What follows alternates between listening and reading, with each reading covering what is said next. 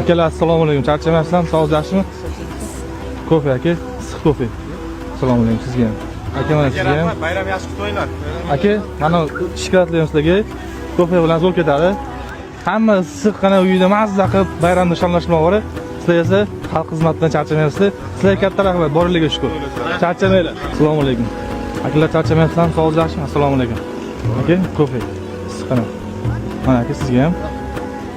Kofe. Akalar, mana shikoyat bilan degan kofe. Oy. Hamma issiqqina uyda yangilik kutyapti.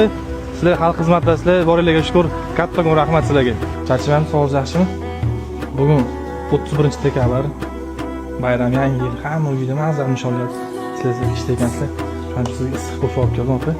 Mana shu kofeni ichib, mana shu shikoyatlanib, yeb o'tiring. Xo'pmi? Charchamang. Salomat bo'ling. Xo'p.